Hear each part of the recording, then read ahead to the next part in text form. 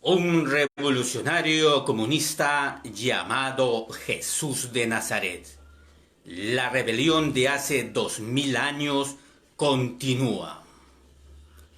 Todo revolucionario de toda época, de toda trascendencia o línea política ideológica, no puede dejar de mencionar las grandes rebeliones del pasado, las rebeliones de hace 2000 años e incluso las de hace más de 10.000 años. La historia universal está plagada de esas sublevaciones contra el orden establecido, porque la humanidad desde sus albores, desde sus inicios, fue socavada, fue sojuzgada por grandes grupos de poder que vinieron del exterior e internamente, grupos que se aferraron al mismo y mantuvieron a la humanidad en la esclavitud. Pero la historia de las grandes rebeliones, de las grandes sublevaciones, se traslada desde la línea de la primera esclavitud que se forjó en la humanidad. Nosotros, los del Ágora Popular, somos grandes admiradores de las grandes rebeliones desde Espartaco, quien organizó a sus primeros socios humanos, esclavos, que manteníanse bajo la subyugación del Imperio Romano. Pasados miles de años, las grandes revueltas de esclavos llegaron a concientizar a los pueblos del mundo. Y es así que en ese contexto aparece un humilde hijo de carpintero, un proletario de hace 2000 años llamado Jesús de Nazaret, quien fue el que también organizó al pueblo de aquel entonces, no solamente a los hebreos o judíos, no solamente a los habitantes de Palestina, como él mismo señalaba, su evangelio, su buena nueva, era un mensaje para toda la humanidad, para todas las clases, para todo el género humano, para todas las naciones.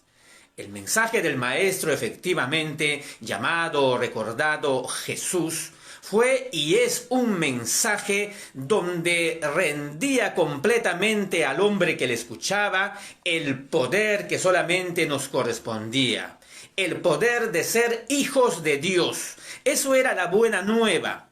El predicar a todo el mundo, a todos los que podían oír, que no había diferencia entre romano, judío, negro, esclavo, libre, liberto, hombre o mujer, sino que todos somos hijos de un solo Padre celestial. Esa prédica, en efecto, fue la que avanzó calando hondo en el proletariado y los trabajadores de aquel entonces. Muchos dirán, todavía no habían proletarios. Y efectivamente, como clase obrera no habían, pero como esclavos humillados y explotados sí existían. Fue en ese nido de la gran amplitud de esclavos de aquel entonces que querían libertarse de Roma, que anidó profundamente el evangelio del Maestro Nazareno. La buena nueva, en efecto, señalaba que todos, al ser hijos de Dios, tenemos el espíritu de rebeldía, el espíritu que necesita ser defendido y vivir a plenitud todos sus derechos. Por eso el mensaje del Maestro nunca convino, nunca fue bien escuchado ni bien recibido por las clases dominantes de aquel entonces. Los que tramaron desde un inicio su asesinato fueron efectivamente las clases dominantes romanas y las clases dominantes judías, sin el ánimo de ser en ninguna manera y bajo ningún término alguien que exceptúe o discrimine a los judíos, pero las clases dominantes de aquel entonces de los judíos se perpetraron y se agazaparon en una especie de cofradía que hasta el día de hoy se llaman los sionistas. El sionismo continúa vigente. Sin embargo, con la doctrina del Maestro Jesús no pudieron. El Maestro Nazareno predicó a pie, predicó sin tener ningún respaldo de ninguno de las clases gobernantes, predicó abiertamente y a viva voz en cuello que todos somos hijos de Dios. Y he ahí que sus seguidores comenzaron a vivir el comunismo en carne propia. La esencia de las primeras comunidades de esenios, de antes y después del Maestro Jesús, era eso: una vida en comunidad, una vida en rebeldía ante la autoridad impuesta, Una vida que prefería vivir apartado de la civilización con tal de no ser cómplice del sistema cruel que en esos momentos imperaba. Las primeras comunidades de cristianos todo lo tenían en común. No existía la propiedad privada sobre los medios de producción. Y todo cuanto tenían, posesiones, casas, propiedades, aquellos que se convertían al cristianismo, lo distribuían en un fondo común administrado por los apóstoles. Y estos se encargaban de distribuirlo a todos, a cada uno, según sus necesidades. Era pues la primera o una de las primeras experiencias de sistema comunista que se vivía en aquel entonces, bajo la forma de aldeanos o comunidades apartadas de las grandes ciudades. Fue así que no solamente esenios, sino otras tribus y grupos que se comenzaron a propalar, los verdaderos cristianos, los que aparecieron después en la Edad Media en la forma de las comunidades albigenses y cátaros, fueron los que mantuvieron el comunismo cristiano original. Y hasta decir comunista y cristiano al mismo tiempo es una redundancia, porque el verdadero cristianismo comenzó en la forma de comunismo, en su práctica económica, política y social. Y los verdaderos comunistas no aparecieron con Carlos Marx, sino aparecieron desde hace miles de años atrás con las enseñanzas de este humilde maestro carpintero. Es así que comunista y cristiano jamás han podido ser de ninguna manera opuestos. Nunca fueron polos opuestos. Lo que ha pasado en el siglo XIX y XX de poner en un lugar y a cristianos y en las antípodas a los comunistas representa la muestra de la más grande ignorancia que ha habido en la historia y el más grave error que se ha podido dar. Porque, repito, los comunistas originarios comenzaron como creyentes cristianos que asimismos se hacían y tenían la convicción de ser hijos de un ser supremo. Y los primeros cristianos practicaban el comunismo como modo de convivencia económica social.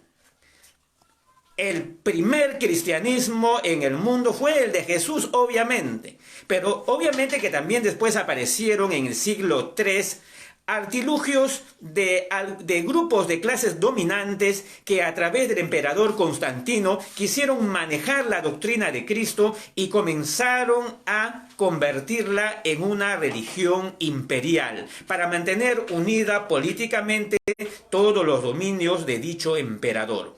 Eso corresponde ya a otra historia, pero la historia original de aquel rebelde que hace 2000 años apareció y que fue asesinado bajo los cargos de conspiración, de rebelión, de sublevación contra el Imperio Romano, ese fue el ejemplo del Maestro Jesús de Nazaret. En efecto, si analizamos la condena que se le dio, vamos a encontrar que en aquella lejana época no se le daba esa pena de muerte de ser clavado en un madero, en una cruz, a cualquier persona así nomás. Solamente se les daba esa pena a aquellos que se atrevían a sublevarse contra Roma, a los que eran considerados subversivos, rebeldes. En aquel tiempo solamente a aquellos se les daba la pena de ser clavado en un madero y ser mostrado incluso en las afueras de la ciudad, como efectivamente fue crucificado el Maestro Jesús de Nazaret.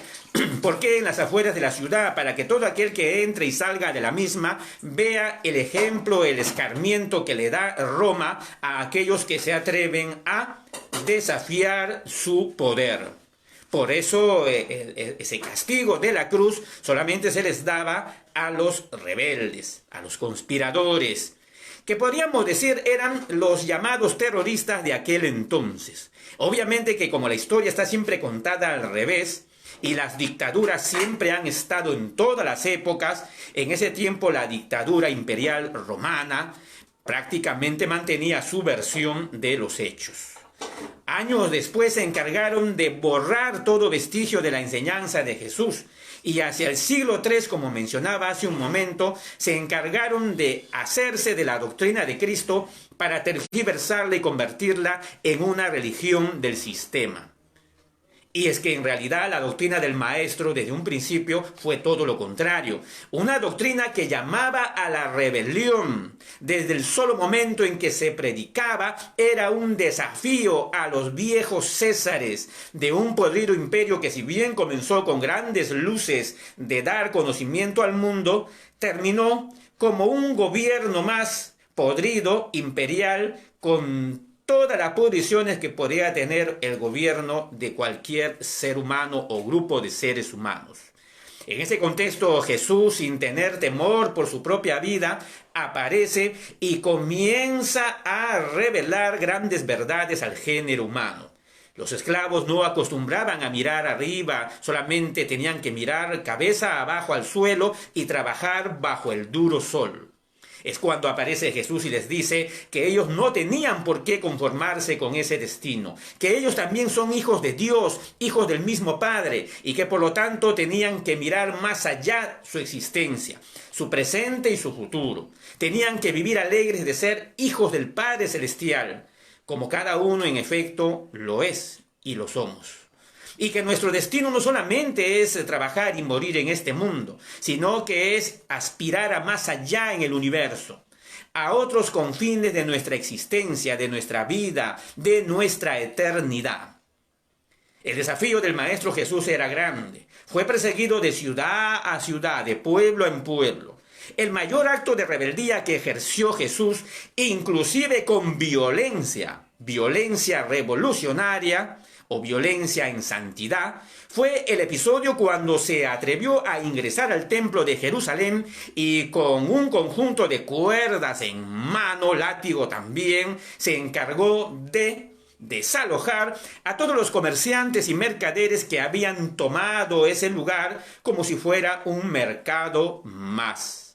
Ese ejemplo de violencia revolucionaria del humilde maestro fue acallado por los supuestos seguidores que formaron religiones e iglesias en el siglo III, en el siglo V, en adelante. Y hasta ahora que ya han pasado más de 21 siglos. Sin embargo, el ejemplo está allí. Esa violencia revolucionaria de un humilde maestro que ingresó al templo y que no pudiera haberlo hecho solo si no fue con el conjunto de sus apóstoles, tomó prácticamente el lugar por sorpresa y efectivamente desalojó a los mercaderes de ese lugar. Hablando en testimonio del Padre Celestial y dando a conocer un mensaje a todos los comerciantes y las grandes corporaciones que iban a venir con el correr del tiempo. La casa de mi Padre es una casa de oración, pero ustedes la convirtieron en una cueva de ladrones. Si entendemos que la casa del Padre es todo el planeta porque Dios está en todas partes, entenderíamos así que los comerciantes representados ahí en el templo son los mismos representantes de las grandes corporaciones que son los que trafican y comercializan con las necesidades humanas. En otras palabras, los grandes capitalistas.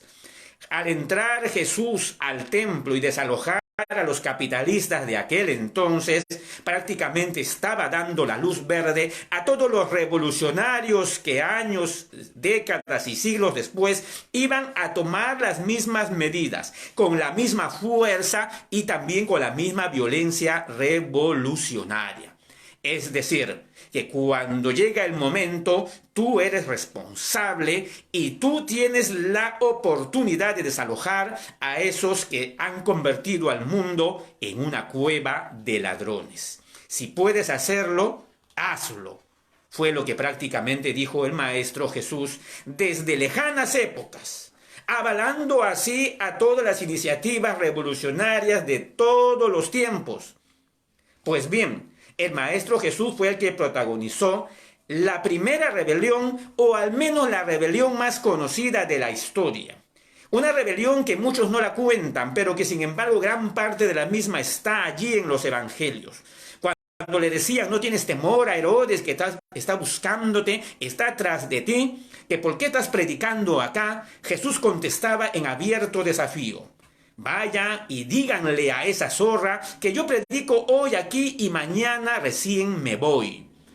O sea, Jesús insultaba a la autoridad. Todo lo contrario a lo que ahora sus supuestos seguidores de las actuales iglesias no pretenden ni con el pétalo de una rosa criticar o tocar a las autoridades actuales de la dictadura. Son contados con los dedos los que lo hacen. Sin embargo, el maestro rebelde, el maestro revolucionario, el maestro comunista recordado como Jesús de Nazaret, no solamente se rebeló ante estas autoridades, ante estas grandes mafias de corrupción instaladas ya desde aquel entonces, sino que enseñó a la humanidad un camino, una forma de revolución inteligente, una revolución combinada con bastante audacia, sabiendo dar la cara en el momento y sabiendo también ocultarse en otro momento. Es una dialéctica la enseñanza del maestro. Tampoco fue que él encabezara un gran ejército popular para tomar el poder directamente contra Roma.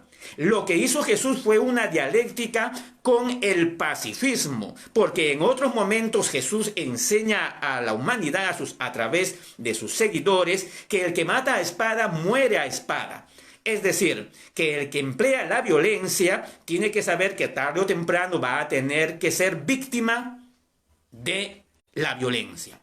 Y es que el Maestro Jesús comprendía que estaba ante un momento cumbre en que millones de personas en el futuro lo iban a observar, lo iban a ver, iban a saber de sus enseñanzas. Por eso que en un afán de explicar una psicología superior, Jesús en otro momento dice: el que os pegue en una mejilla, mostradle la otra.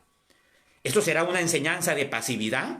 ¿De conformismo? Por supuesto que no. Esta enseñanza del Maestro Jesús de mostrar la otra mejilla si te golpean en una, es una enseñanza de que todo tiene su tiempo, de que más vale pensar antes que responder, que no hay que dejarse ganar por el primer impulso, que antes que nada hay que ser inteligente y medir las consecuencias de tus actos. Cuando Jesús dice, el que te golpea en una mejilla, muéstrale la otra, lo que está enseñando es que primero hay que ser paciente, hay que aguardar la oportunidad, hay que saber esperar el momento.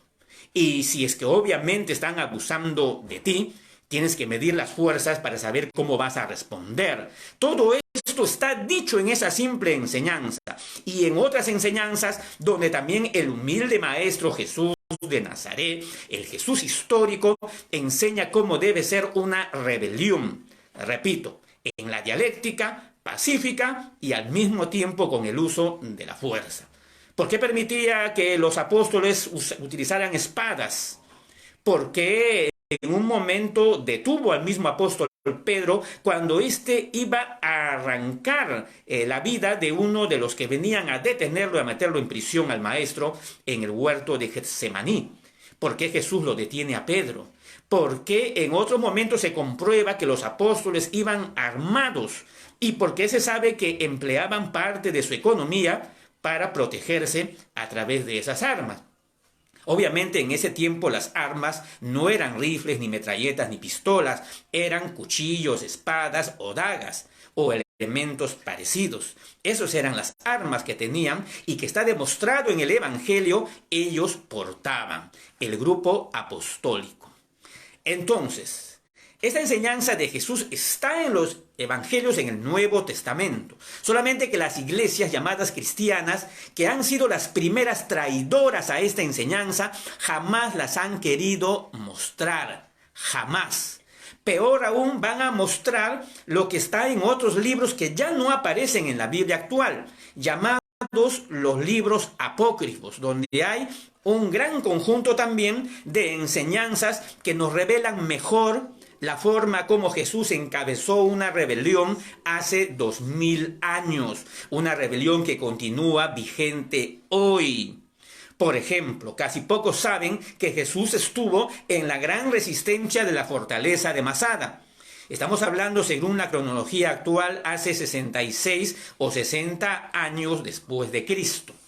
Ese episodio histórico que está registrado de una forma más o menos regular por el cronista o historiador Flavio Josefo, nos habla de un grupo de comunistas cristianos que, fieles a la enseñanza de Jesús, decidieron atrincherarse ante el ejército romano, y a pesar de estar rodeados, estuvieron en Masada, una vieja fortaleza abandonada de Herodes el Grande, donde se agruparon familias, bastantes familias de cristianos, y vivían en su interior el comunismo primitivo original. Todo lo tenían en común, todos eran hermanos y compartían los alimentos todos.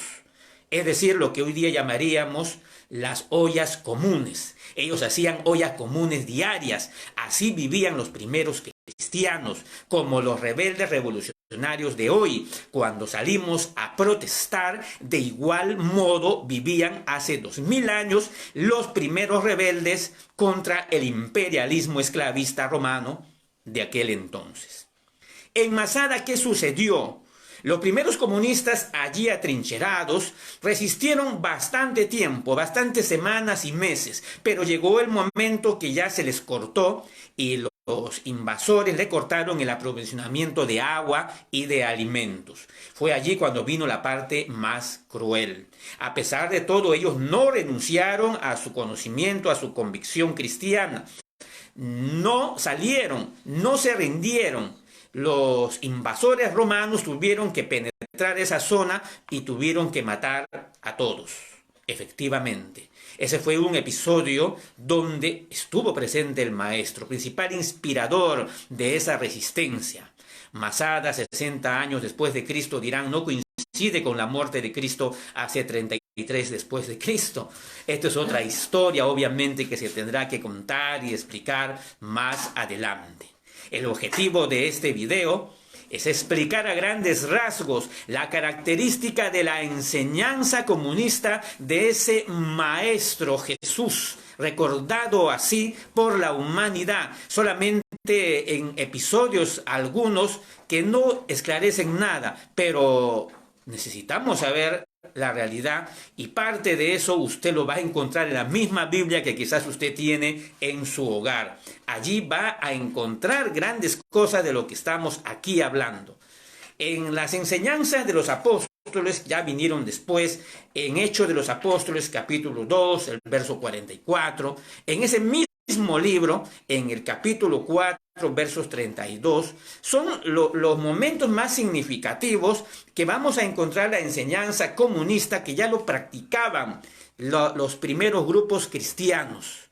Y sobre todo, antes de retirarse del mundo en aquella oportunidad, sabiendo Jesús lo que venía también, él oró al Padre, enseñándonos que debemos estar en comunicación con el Padre Celestial, que es el primer político del universo, porque es el que gobierna al universo.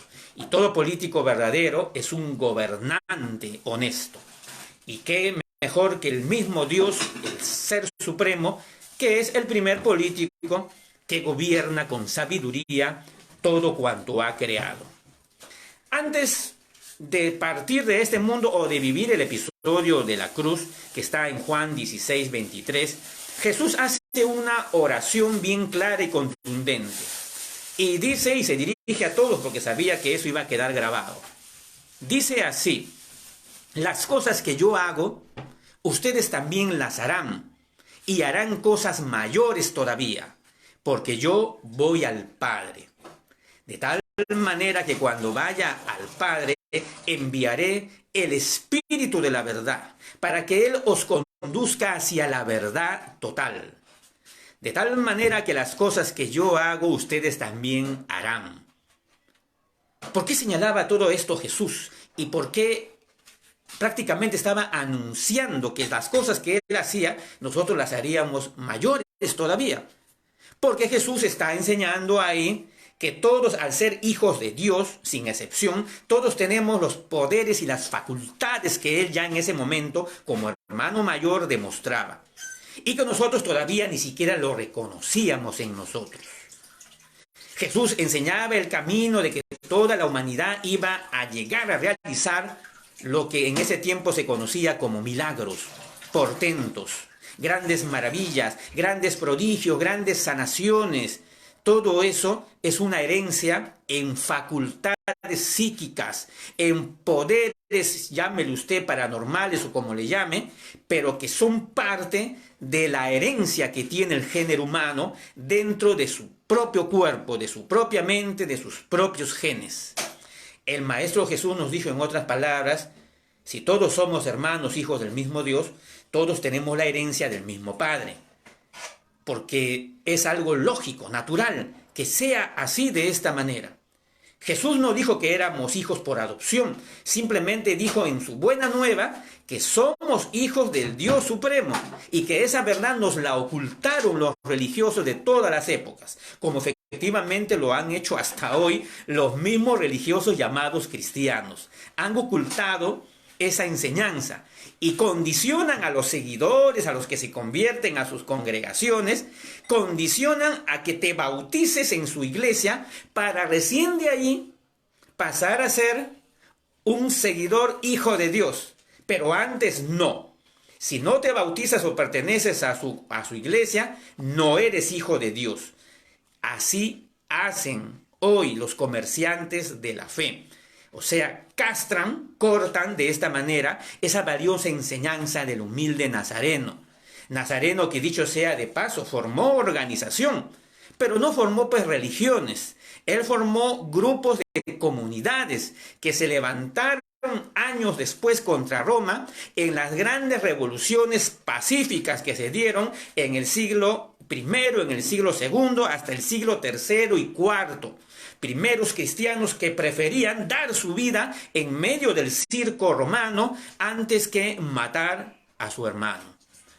Primeros cristianos que preferían morir en oración antes que atreverse a ir contra sus propias convicciones. Primeros cristianos que tuvieron la convicción de que todos somos iguales en derechos, inclusive los llamados animales, porque los primeros cristianos eran eminentemente vegetarianos. Y así se conservaron hasta la Edad Media, donde los cristianos más consecuentes tuvieron que apartarse de la llamada Iglesia Católica, porque la llamada Iglesia Católica que apareció recién después en el siglo III y IV, fundada por Constantino, comenzó a perseguir a los primeros cristianos o a los cristianos más consecuentes. Por eso estos últimos tuvieron que apartarse en comunidades, muchas de las veces aisladas, de hambre y de sed, pero convencidos de que estaban siguiendo lo correcto, de que estaban siguiendo la verdad. Y esos cristianos fueron torturados y fueron encontrados en diferentes episodios, y muchos de ellos tuvieron que huir a lugares incluso más apartados, como los montes en Europa, las montañas del Himalaya o en otros lugares más alejados del mundo. Hasta el día de hoy. Los que dominan ahora bajo la figura del cristianismo, obviamente pues no son ni comunistas, ni revolucionarios, ni nada. Acá lo que ha pasado ha sido la gran traición que el mismo apóstol Pablo anunciara como la gran apostasía. La gran traición de que los que aparecen como cristianos hoy en realidad son los primeros traidores y sin embargo utilizan el nombre de Cristo para mantener su poder y su dominación. Y como ya ustedes pues se habrán dado cuenta, los que llegaron a estas tierras americanas no eran ni cristianos, ni seguidores de Cristo, ni nada. Los invasores españoles llegaron con crucifijos, llegaron con la Biblia, llegaron con todo eso, pero no eran en realidad seguidores de Cristo, eran más bien traidores a la doctrina de Cristo. Pero obviamente la historia lo grafica como que sí, eran cristianos que llegaron al Nuevo Mundo. En realidad sabemos que es todo lo contrario, ¿no? Los que hoy dominan a la humanidad con la fachada de cristianismo son los primeros traidores a la convicción original, a la enseñanza original del Maestro, quien era humilde desde su nacimiento hasta su final, que nunca vivió en las grandes cortes de los emperadores, que sí los fue a visitar, que sí los fue a predicar, que sí fue a los lugares de mayor riqueza, ostentación, para entregarles la palabra, eso sí, pero que nunca Nunca él para sí buscó ningún objetivo material, ni de riqueza, ni de lujo, ni de nada. Y que más bien enseñaba a la humanidad que estas cosas, las cosas materiales, deben ser administradas sabiamente. Pero que mientras haya un solo pobre en la tierra, los que viven en la ostentación, en la riqueza, son los grandes traidores a la enseñanza del Maestro Jesús de Nazaret. Mientras haya un solo pobre es porque existen otros que están gozando lo que a ti te corresponde. Mientras existe un solo pobre es porque hay alguien que se está aprovechando de eso. Porque este sistema actual llamado capitalismo se basa en fundamentos de injusticia. Por eso que toda la prédica de Jesús hablaba de eso. No se puede servir a dos señores, decía. O sirves al Dios verdadero o sirves al Dios de las riquezas. También decía, es más fácil que pase un camello por el ojo de una aguja a que un rico entre al reino de los cielos. Estaba Jesús hablando de esta manera un lenguaje clasista, pero por supuesto que sí. Jesús estaba con estas palabras y parábolas, estaba diciéndonos que más cerca de la voluntad del Padre está un pobre que un rico, por su misma condición social. Porque, repito, el hecho de ser millonario, rico, pudiente en un mundo donde existe bastante pobreza, es porque hay allí un acto de injusticia desde su origen. Y toda la Biblia, Antiguo y Nuevo Testamento, está plagada de esos ejemplos, de esas enseñanzas. Desde los viejos profetas, que eran rebeldes, ermitaños, que preferían irse a las montañas antes que caer ante los lujos de los reyes, hasta el mismo Jesús y sus apóstoles, que tuvieron que predicar en medio de la pobreza, viajando en almacenes, viajando como humildes trabajadores, viajando como polizontes, para llegar a los lugares más inhóspitos. Los apóstoles vivieron y murieron en la pobreza. Pero 300 años después aparecieron los oportunistas, los traidores, los que siempre aparecen en todo movimiento social, en todo gran movimiento político social, aparecieron para traicionar esas enseñanzas y para formar, instituir religiones que Jesús jamás enseñó que se instituyeran. La gran traición se dio pues siglos después, y de esto la historia recuerda hoy como la Iglesia Católica Apostólica Romana, fundada no por Jesús, no por Pedro, sino por Constantino el Grande, en un gran concilio donde convocó a todos los sabios, judíos incluidos, para hacer una especie de síntesis o sincretismo de todas las creencias que en ese momento abundaban en el imperio y hacer un solo credo, una sola religión, y de esta manera mantener unido políticamente su dominio. Esa fue la genialidad, ¿no?, astuta de Constantino el Grande, y le dio buen resultado, al menos durante bastante tiempo. Perduró hasta la Edad Media, y de ahí encontramos pues la Iglesia Católica Romana tal como existe hoy. La primera traidora a las enseñanzas revolucionarias, a las enseñanzas comunistas del Maestro Jesús. Finalizando, todo comunista de hoy, si no tiene conocimiento de esto, es huérfano, porque esta es la historia original del primer comunismo que se extendió en el planeta. Lo de Carlos Marx fue siglos después. Inclusive Carlos Marx, para llegar a fundamentar sus teorías del comunismo y del materialismo dialéctico, Carlos Marx tuvo que estudiar al Maestro Jesús, y tenía un grupo de jóvenes que estudiaban el Nuevo Testamento. Y en una liga de especie de catequistas de aquel tiempo, Carlos Marx hacía estudios sobre los primeros comunistas cristianos, que años después Carlos Marx ya lo convirtió en un conocimiento propio, sumado a otros estudios que él había realizado de la antigüedad. El comunismo tiene sus raíces esencialmente en las grandes rebeliones de esclavos de aquella época.